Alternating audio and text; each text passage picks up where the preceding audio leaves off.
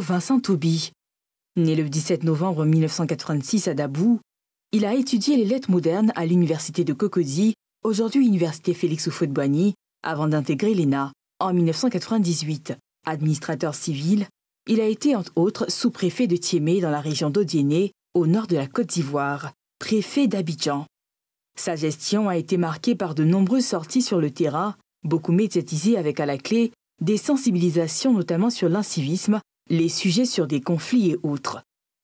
Avant ce poste de gouverneur de la région d'Abidjan, Vincent Toby a été le directeur de cabinet au ministère ivoirien de l'Intérieur et de la Sécurité. Spécialiste de programmes de gouvernance ou de sortie de crise dans de nombreux pays d'Afrique et bien au-delà, il met en place un mouvement dénommé Aube Nouvelle, qui se veut une plateforme qui donne la parole à toutes les couches sociales afin de construire une nation de paix et de développement. Il sillonne plusieurs localités de la Côte d'Ivoire avec des appels à la cohésion nationale, au vivre ensemble. Dans une déclaration solennelle le mardi 13 mai dernier, diffusée via les réseaux sociaux, il a annoncé sa candidature à la prochaine présidentielle d'octobre 2025. Ses ambitions pour la Côte d'Ivoire, les motivations profondes de sa candidature, son rêve pour la Côte d'Ivoire, son commentaire sur la gouvernance actuelle. D'un peuple, est-ce que pour 2025, vous pensez que vous êtes l'homme providentiel que la Côte d'Ivoire attend?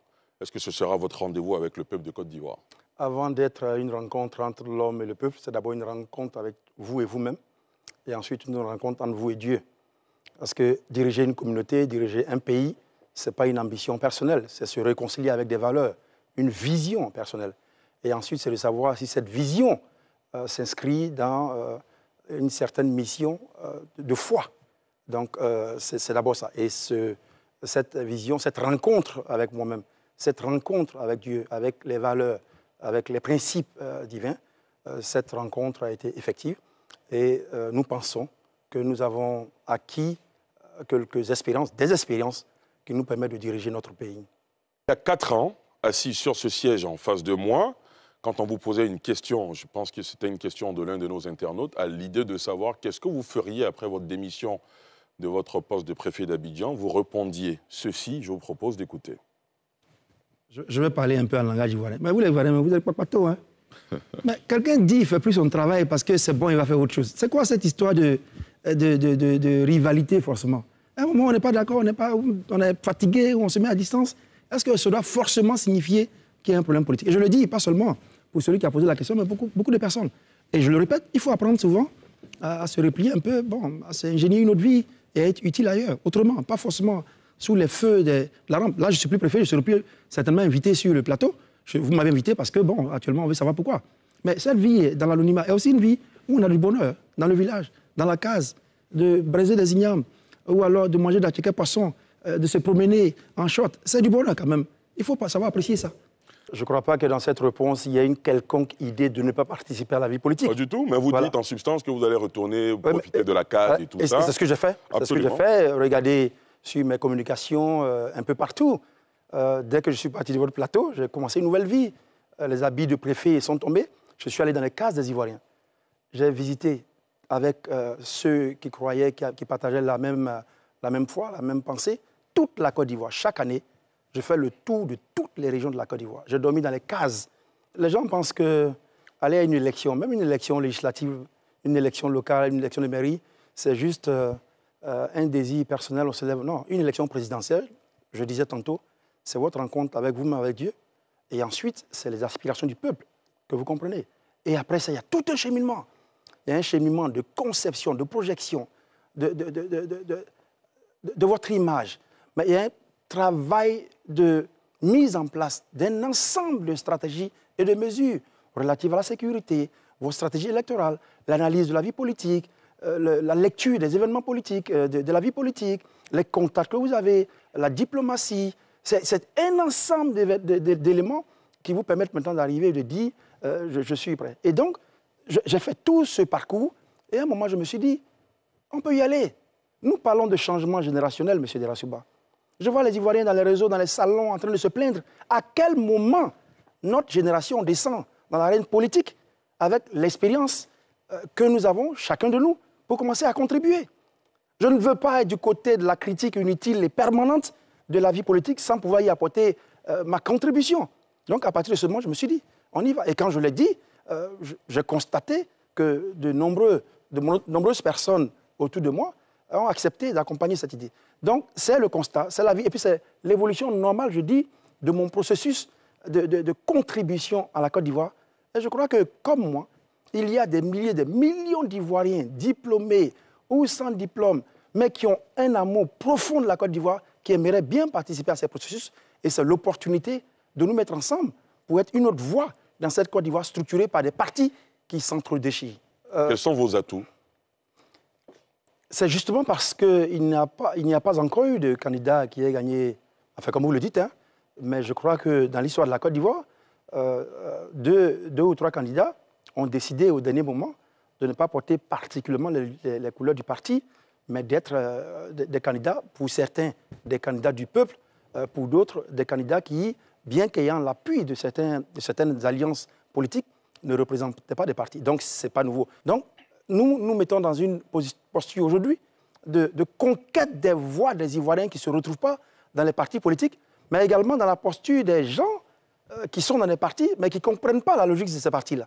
Et nous voulons proposer une voie alternative de gouvernance de la Côte d'Ivoire. Oui, bien sûr, ça, c'est pas un constat, c'est une réalité. Les trois grands blocs politiques de Côte d'Ivoire ont leur bastion dans des ressorts régionaux, que vous savez. Et c'est une pratique commune. En Côte d'Ivoire, comme en Afrique, on a rarement eu plus de 50% de taux de participation en Côte d'Ivoire.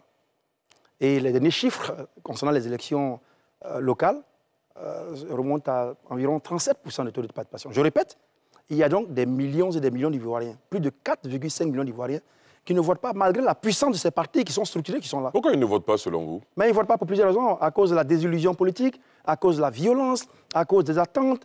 Et aujourd'hui, nous proposons une alternative nouvelle pour que les populations qui ne se reconnaissent pas dans les partis, mais qui ont vraiment une aspiration profonde à la paix, au développement, puissent se mettre autour de nous pour que nous soyons, à côté des autres partis, à côté des autres formations, nous soyons également une voix pour ces populations-là. Les populations aspirent au changement. Il y a des populations, bien sûr, qui ont leurs attaches politiques, mais elles aspirent au changement. Le gros problème, c'est comment elles expriment cette aspiration au changement.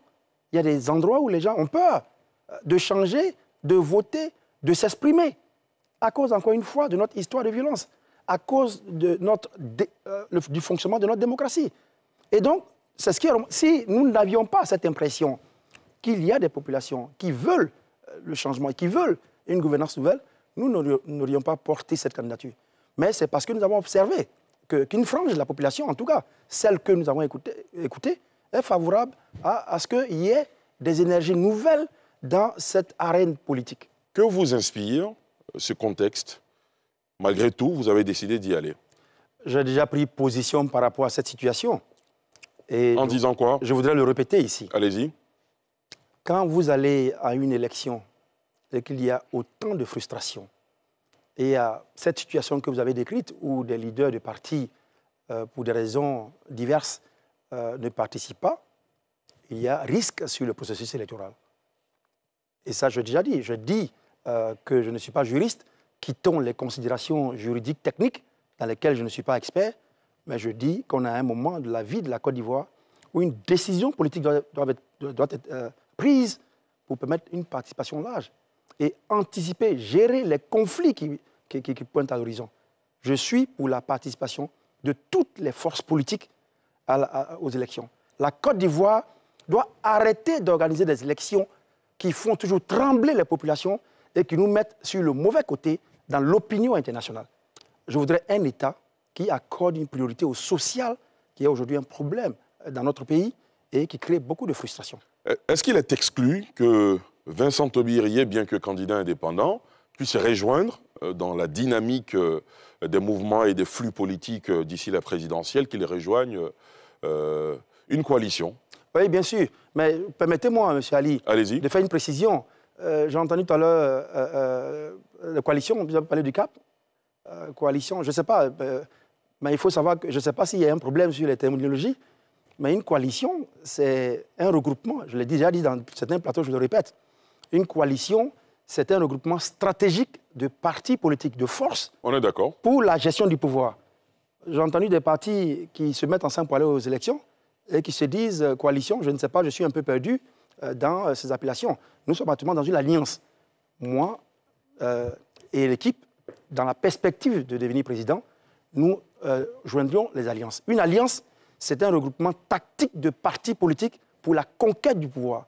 Soit en ayant un ensemble de voix à l'Assemblée nationale pour des régimes parlementaires afin d'accéder au pouvoir à la primature, soit en ayant un accord pour aller aux élections. Donc, les alliances, c'est le regroupement avant les élections. L'avantage d'avoir été préfet, c'est de connaître la sociologie locale et de répondre aux aspirations des populations parce que c'était mon rôle. Et donc, c'est tout cela, c'est tout ce cheminement, intérieur, extérieur, toutes ces privations qui ont permis d'asseoir une conviction que nous avons des outils en nous, dans notre expérience, pour pouvoir contribuer à la marche optimale de notre pays. Je dis que nous avons un projet de société très clair, focalisé sur l'emploi, que je vais présenter en temps opportun, parce que nous sommes dans une compétition. Et je vous ai présenté ce projet devant ceux avec qui je vais faire la compétition pour comparer les mesures que nous mettons en place. Mais nous avons...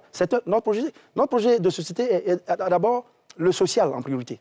Et dans le social, il y a l'emploi, il y a la jeunesse, il y a l'éducation, il y a la santé, il y a le monde rural qui est aujourd'hui laissé pour compte, qui ne voit pas les fruits de la croissance. Et il y a ensuite les questions de gouvernance. Donc tout cela sera articulé, est déjà articulé et sera présenté dans des débats plus ouverts où nous serons dans les détails des propositions que nous faisons pour apporter des solutions à la Côte d'Ivoire.